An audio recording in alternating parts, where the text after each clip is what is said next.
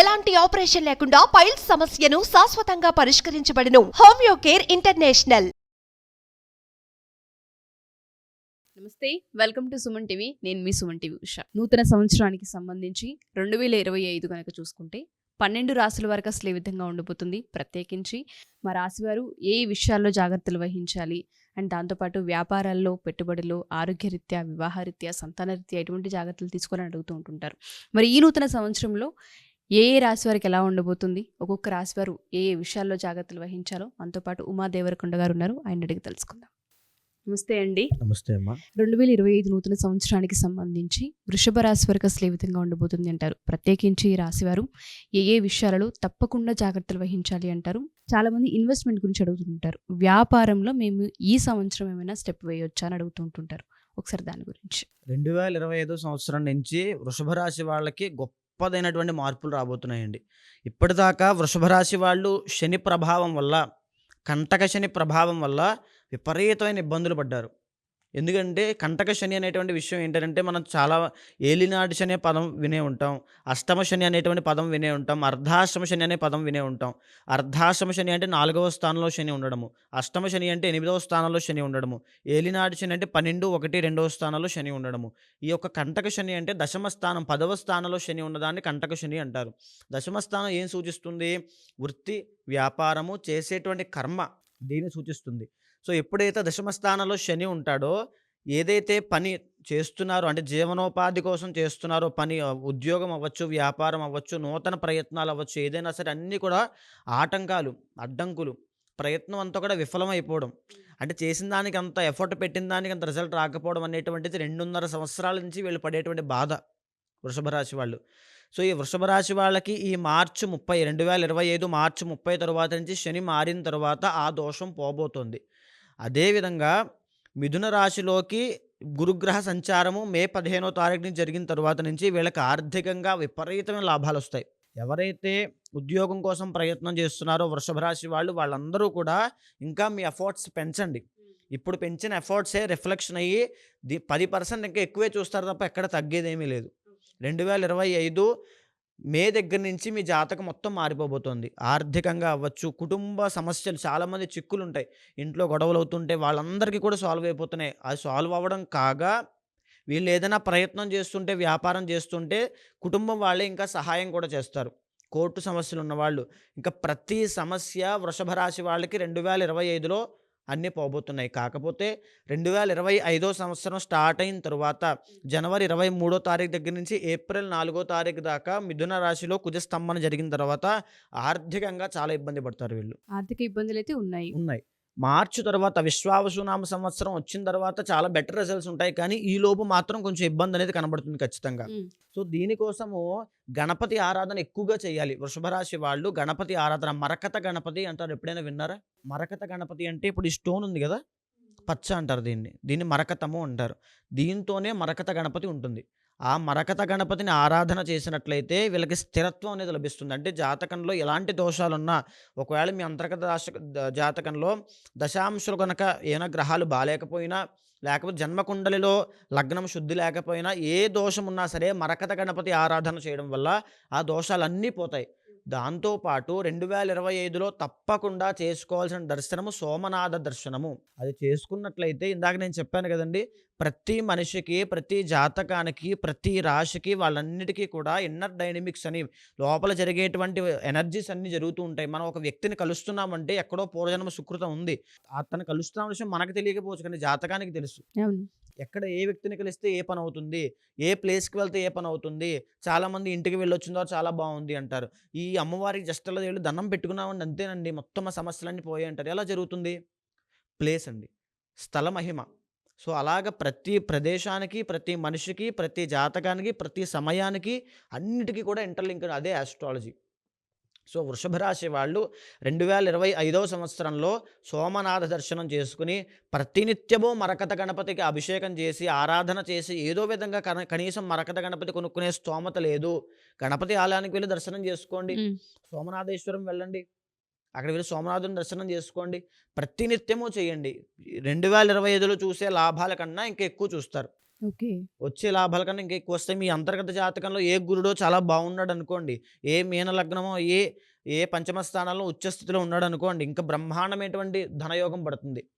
సడన్గా స్టాక్ మార్కెట్లో వచ్చి కోట్లు సంపాదించడము. ఫర్ సపోజ్ మనం సినిమా యాక్టర్స్లు చూస్తే విజయ్ దేవరకొండ లైఫ్ చూసారంటే ఎంత గ్రాఫ్ ఫాస్ట్గా పైకి వెళ్ళిందో, ఆ రకమైన గ్రాఫ్ ఉండాలంటే గురుగ్రహం చాలా బాగుండాలి. సక్సెస్ కావాలి అనుకుంటే అది వృషభ రాశి వాళ్ళకి ఇప్పుడు రాబోతోంది ఓకే. 2025 సంవత్సరంలో. అంతర్గత జాతకంలో కనుక మీ గురుగ్రహం బాలేకపోతే దానికి తగ్గ శాంతి పరిహారం ఆచరిస్తే ఇంకా తొందరగా గ్రోత్ అనేది ఉంటుంది. ఒక పక్క గోచారం మనకి 50% చాలా బాగుంది. ఇంకా అంతర్గత జాతకంలో కనుక ఏమైనా చిన్న చిన్న దోషాలు ఉన్నాయనుకోండి, వాటికి సంబంధించిన పరిహారం ఆచరిస్తే వెంటనే గ్రోత్ అనేది అందుకుంటుంది. గురుగ్రహమే సక్సెస్ ఇచ్చేది, గురుగ్రహమే పేరు ప్రఖ్యాతులు ఇచ్చేది, గురుగ్రహం ధనాన్ని ఇచ్చేది, గురుగ్రహం బంగారాన్ని ఇచ్చేది, ప్రతి సౌఖ్యాన్ని ఇచ్చేది గురుగ్రహమే. సో మీరన్నట్టుగానే వీళ్ళకి ఆర్థిక పరంగా చూస్తే కలిసొచ్చే అంశాలు చాలా ఎక్కువగా ఉన్నాయి. 50% గోచారం ప్రకారం గనుక మనం చూస్తే చాలా బాగుంది. అంతర్గత జాతకం మీద మిగతా డిపెండ్ అయిందని చెప్తూ ఉన్నారు. చాలామంది వివాహము, సంతానము గురించి అడుగుతూ ఉంటుంటారు. ఈ సంవత్సరంలో ఈ ప్రయత్నం ఏదైనా వారు చేయొచ్చు అంటారా? తప్పకుండా 2025 సంవత్సరంలో ఎవరైతే ధనార్థులున్నారో, ధనం కావాలనుకున్నారో వాళ్ళకి ధనం వస్తుంది. విద్యార్థులున్నారో విద్య వస్తుంది. సంతానార్థులున్నారో సంతానం లభిస్తుంది. వివాహార్థులున్నారో వివాహం కలుగుతుంది. తర్వాత సౌఖ్యార్థులు, ఇంట్లో కుటుంబంలో సమస్యలున్నాయి, సంపాదించినా మనశ్శాంతి లేదు ఆరోగ్య ఇబ్బందులండి, అది కూడా చెప్పడం మర్చిపోయాను. ఆరోగ్య ఇబ్బందులతో తీవ్రంగా బాధపడే వాళ్ళకి కూడా మే నెల దాటిన తర్వాత 2025 మే నెల దాటిన తర్వాత అన్నీ ఉపశమనం పొందుతారు. చాలా బాగుంటుంది వృషభ రాశి వాళ్ళకి. తప్పకుండా మరకత గణపతి ఆరాధన చేయాలి, సోమనాథేశ్వరుని దర్శనం చేసుకోవాలి. సో మీరన్నట్టుగానే ప్రతి ఒక్క రాశి వాళ్ళు కూడా ఒక్కొక్కరికి ఒక్కొక్క పరిహారం చెప్తూ ఉన్నాము. ఒక్కొక్క దేవుని దర్శించమని మనం చెప్తూ ఉన్నాము. కొంతమందికి అంతర్గత జాతకం చూసిన తర్వాత కొన్ని పూజలు చేయాల్సిన అవసరం ఉంటూ ఉంటుంది, హోమాలు చేయాల్సిన అవసరం ఉంటూ ఉంటుంది. అది మీరు ఏ విధంగా చేస్తూ ఉంటుంటారు? ఎవరైనా మీ దగ్గరకు వచ్చి వివాహానికి, సంతానానికి, దాంతోపాటు ఉద్యోగ సమస్యలు, వ్యాపార సమస్యలు, ఆర్థిక సమస్యలతో ఇబ్బంది పడుతూ ఉంటుంటారు. కొంతమందికి ఆరోగ్య సమస్యలు ఉంటుంటాయి, కొన్ని ఇయర్స్ నుంచి సఫర్ అవుతూ ఉంటుంటారు. కొంతమందికి రిలేషన్షిప్లో విభేదాలు ఉంటుంటాయి, దానివల్ల సఫర్ అవుతుంటుంటారు. కొంతమందికి సూసైడల్ టెండెన్సీ వస్తూ ఉంటుంది, డిప్రెషన్కి వెళ్తూ ఉంటుంటారు. ఇవన్నీ కూడా మన జాతకరీత్యా ఎక్కడో అక్కడ ఏదో చేయాల్సింది చేయకపోవడం వలన, లేదు అంటే మీరు అన్నట్టుగా పూర్వజన్మ నుంచి వచ్చిన కర్మ ఫలితాల వలన అనుభవించాల్సి వస్తూ ఉంటుంది. వాటిని ఓవర్కమ్ చేయాలి అంటే అంతర్గత జాతకం ఏ విధంగా బేస్ చేసి చూస్తారు మీరు? ఏ విధంగా వాళ్ళకి పరిహారాలు ఇచ్చే అవకాశం ఉంటుంది అంటారు? అంతర్గత జాతకంలో మనకి ఇప్పుడు 12 రాశులు ఉన్నట్టుగానే 12 భావాలు ఉంటాయండి, 12 హౌసెస్ ఉంటాయి. ఒక్కొక్క హౌస్ ఒక్కొక్క అంశాన్ని సూచిస్తూ ఉంటుంది. అలా మనం పుట్టిన దగ్గర నుంచి మనం అనుభవించేటువంటి క్రమంలో ఏ అంశమైనా సరే ఈ 12 రాశుల్లో 12 భావాల్లోనే ఉంటుంది. ఆఖరికి చనిపోయిన తర్వాత ఏ గతి పొందుతాం కూడా జాతకం చూసి చెప్పేయచ్చు. మనం పూర్వజన్మలో ఎలాంటి పుణ్యాన్ని తెచ్చుకున్నాము, ఎలాంటి పాపాన్ని తెచ్చుకున్నాము కూడా జాతకం చూసి చెప్పేయచ్చు. అంటే మొత్తం ప్రతీదీ కూడా జాతకంలో అవైలబుల్గా ఉంటుంది. మనం చూసేటువంటి మనకు తెలియాలి తప్ప ప్రతీదీ ఉంటుంది. అయితే ముందుగా ఆరోగ్య సమస్యలను లగ్నం నుంచి మనం డిసైడ్ చేయొచ్చండి. లగ్న భావం చూసి అతను ఆరోగ్యవంతుడా, చూడడానికి ఫిజికల్గా ఎలా ఉంటాడా, హైటే ఉంటాడా, పుట్టిగా ఉంటాడా, పొడుగ్గా ఉంటాడా, తెల్లగా ఉంటాడా, నల్లగా ఉంటాడా, బక్కగా ఉంటాడా, ప్రతిదీ చెప్పొచ్చు. ఆయన గుణం ఏంటి, గణం ఏంటి, అతను ఎలా మాట్లాడతాడు, సాఫ్ట్గా ఉంటాడా, హార్ష్గా ఉంటాడా, మంచోడా, చెడ్డోడా, మ్యానిపులేటరా, ప్రతిదీ చెప్పొచ్చు.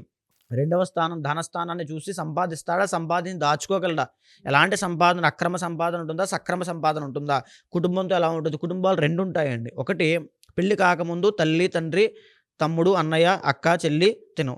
అదేవిధంగా పెళ్ళి అయిన తర్వాత భార్య, భర్త, కొడుకు, కూతురు, మనవలు, ఈ ఫ్యామిలీ ఉంటుంది. ఈ రెండో స్థానాన్ని చూసి తల్లి, తండ్రి ఎలా ఉంటారు, ఆ ఫ్యామిలీతో వీళ్ళ యొక్క కనెక్షన్ ఎలా ఉంటుంది. చిన్న వయసులోనే ఇల్లు వదిలేసి పారిపోతాడా, ఇంట్లో ఉంటాడా, ఇంట్లో ఉంటే సక్రమంగా ఉంటాడా, ఇంట్లో ఏమైనా ఇబ్బందులు పెడతాడా వాళ్ళని, వీళ్ళ వల్ల ఈ యొక్క జాతకుడి వల్ల తల్లిదండ్రులకైనా ఇబ్బందులు వస్తాయా అనే విషయాన్ని చెప్పచ్చు. ఇంకా మూడో స్థానం చూసి ఇతని పట్టుదల ఎలా ఉంటుంది, ఇతని యొక్క స్థాయి, సంకల్ప శక్తి ఏ విధంగా ఉంటుంది, ఇతని పరాక్రమం ఏంటి, ఈయన బలంగా ఉంటాడా, వీక్గా ఉంటాడా, తరువాత ఇతను పనిచేసే చోట కొలీగ్స్తో ఇతని రిలేషన్ ఎలా ఉంటుంది, తరువాత ఇతనికి సోదరులు ఉంటారా, సిబ్లింగ్స్ ఏమైనా ఉంటారా, అక్క, చెల్లి, తమ్ముడు ఏమైనా ఉంటారా, ఉంటే వాళ్ళతో రిలేషన్ ఎలా ఉంటుంది, లాభసాటిగా ఉంటుందా, నష్టం కలిగిస్తుందా చెప్పొచ్చు. 4వ స్థానాన్ని చూసి కుటుంబము, తల్లికి ఇతనికి రిలేషన్ ఎలా ఉంటుంది. ఒకవేళ తల్లి యొక్క జాతకం లేదు అనుకోండి, ఈయన యొక్క జాతకం తీసుకుని 4వ స్థానం ద్వారా చంద్రుడి యొక్క గతి ద్వారా ఆ యొక్క తల్లి ఏం చేస్తుంది, ఆరోగ్య సమస్యలు ఏమైనా ఉంటాయా, వస్తాయా, ఇతని వల్ల ఆమె ఏమైనా ఇబ్బంది పడుతుందా చెప్పచ్చు. 4వ స్థానంలో వల్ల ఇతని గృహయోగం ఉంటుందా, అపార్ట్మెంట్ కొంటాడా, హౌస్ కొనుక్కుంటాడా, లేకపోతే కొన్న ఇల్లు అమ్మడానికి దీనికి లేకుండా చాలామంది కబ్జాలకు అయ్యి 10 సంవత్సరాలు 20 సంవత్సరాలు అలాగ ఉండిపోతాయి. అలాంటి స్థితిలోనే ఉంటుందా? ఇల్లు కట్టే క్రమంలో ఎన్ని సంవత్సరాలు కష్టపడతాడు? అసలు గృహయోగం ఉందా లేదా? జీవితాంతం అద్దెంట్లో కూడా ఏడుస్తాడా అనే విషయం కూడా చెప్పొచ్చు. ఇంకా పంచమ స్థానాన్ని చూసి లవ్ మ్యారేజ్ అవుతుందా, అరేంజ్డ్ మ్యారేజ్ అవుతుందా, ఇతని నడవడిక ఎలా ఉంటుంది, బిహేవియర్ ఎలా ఉంటుంది, ఇతని యొక్క మాట్లాడే తత్వం ఎలా ఉంటుంది, ఇతనికి సంతాన యోగం ఉందా లేదా, అబ్బాయి పుడతాడా అమ్మాయి పుడుతుందా, ఎంత లేటుగా పుడతారా తొందరగా పుడతారా, పుట్టిన తర్వాత వాళ్ళకి కలిసి వస్తుందా లేకపోతే నష్టం కలుగుతుందా.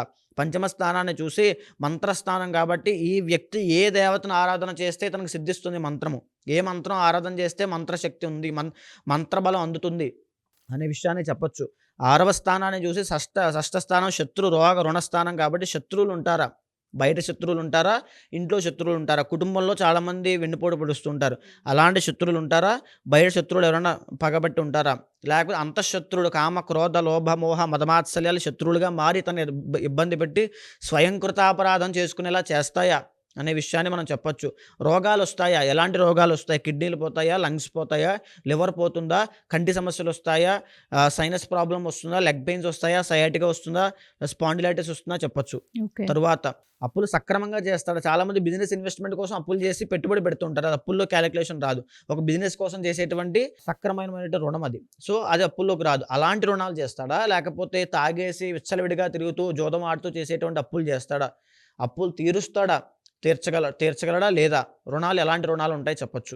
సప్తమ స్థానాన్ని చూసి ఇతను బిజినెస్ చేస్తాడా, బిజినెస్ చేసే యోగం ఉందా, కలిసి వస్తుందా లేదా చెప్పొచ్చు. సప్తమ స్థానం చూసి వచ్చే భార్య ఏ దిశ నుంచి వస్తుంది, ఎలాంటి గుణగణాలు ఉంటాయి, అందంగా ఉంటుందా చండాలంగా ఉంటుందా, లేకపోతే భార్య వచ్చిందో కలిసి వస్తుందా కలిసి రాదా, అసలు భార్యతో కలిసి ఉంటాడా కలిసి ఉండడా, ఇద్దరికి సౌఖ్యం ఉందా లేదా అనే విషయాన్ని చెప్పొచ్చు.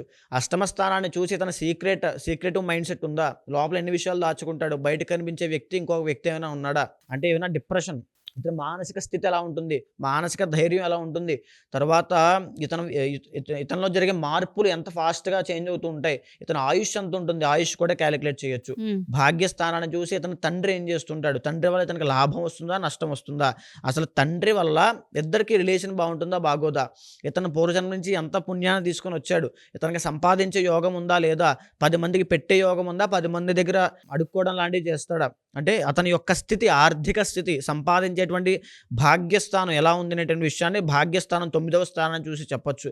తర్వాత 10వ స్థానంకి వెళ్ళేసరికి వృత్తి కర్మ, ఇతను జీవితాంతము లేబర్ పని చేసుకుంటూ బతుకుతాడా, లేకపోతే జీవితాంతం షార్ట్ కట్లో ఫాస్ట్గా ఎదిగిపోతాడా, అసలు ఏ పని చేస్తాడు, బిజినెస్ చేస్తాడా ఉద్యోగం చేస్తాడా, బిజినెస్ చేస్తే ఏ రకమైన బిజినెస్ చేస్తాడు. చంద్రుడు వచ్చాడు అంటే డైరీ ఫార్మ్ అవ్వచ్చు, లేకపోతే ఫుడ్ బిజినెస్ అవ్వచ్చు, బుధుడు వచ్చాడంటే ఇంపోర్ట్స్ అండ్ ఎక్స్పోర్ట్స్ అవ్వచ్చు, కుజుడు వచ్చాడంటే అగ్రికల్చర్ అవ్వచ్చు, రియల్ ఎస్టేట్ అవ్వచ్చు. ఇలా అన్ని రకాలటువంటి అంశాల మీద మనం గమనించిన తర్వాత ఏ బిజినెస్ చేస్తాడో, అసలు చేస్తాడా చేయడా, వృత్తి జీవితాంతం చాలామంది సెటిల్మెంట్ ఉండదు, వచ్చినటువంటి ఆస్తిని అలా గడిపేస్తూ ఉంటారు. ఆ రకమైన పరిస్థితుల్లో ఇతను ఉంటాడా.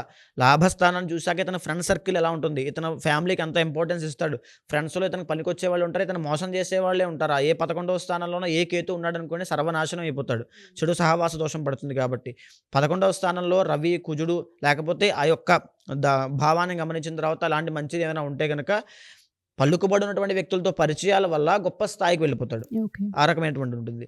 ఇంకా 12వ స్థానం చూసిన తర్వాత ఇతనికి దీర్ఘకాలిక ఆరోగ్య సమస్యలు ఏమైనా ఉంటాయా, లేకపోతే దేశం దాటి బయటకు వెళ్ళి విదేశీ యోగం ఏమైనా ఉందా, లేకపోతే 12వ స్థానం తర్వాత ఖర్చు ఎలా పడతాడు, లగ్జరీ కోసం ఖర్చు పెడతాడా, దేనికోసం ఖర్చు పెడతాడు, నిద్ర ఎలా పోతాడు, ప్రశాంతమైన నిద్ర ఉంటుందా ఉండదా, ఇతను సుఖాన్ని జీవితంలో సుఖాన్ని అనుభవించడా, చనిపోయిన తర్వాత మోక్షానికి వెళ్తాడా, మరి నరకానికి పోతాడా, ఏ జన్మ ఎత్తుతాడు అనే విషయాన్ని కూడా ప్రతిదీ డీప్ అనలైజ్ చేసి మనం చెప్పొచ్చు.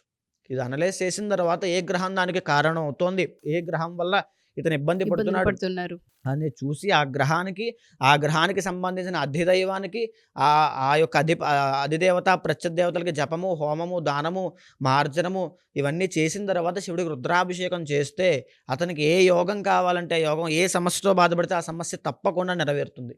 సో 12 స్థానాలు మనం చూసి వాళ్ళకి ఏ విధంగా ఉంటుందని చెప్పే అవకాశం మన దగ్గర ఉంటుంది. ఓకే, పూజలు కావాలన్నా మీరు నిర్వహిస్తూ ఉంటుంటారా అండి? నిర్వహిస్తుంటారు. ఓకే, సో ఎవరైతే మా ఈ వీడియో చూస్తూ ఉంటుంటారో ఈ రాశి వారికి కనుక మీరు ఒకసారి అంతర్గత జాతకం చూయించుకోవాలి అనుకున్నా, ఒకసారి ఉమాదేవరకొండ గారిని కలవాలి అనుకున్నా డెఫినెట్గా అప్రోచ్ అవ్వచ్చు. కింద స్క్రోల్ అవుతున్న కాంటాక్ట్ నెంబర్ కనుక కాంటాక్ట్ చేస్తే టీం మీకు పూర్తి వివరాలను అందిస్తారు. థ్యాంక్ యూ అండి, థ్యాంక్ యూ సో మచ్.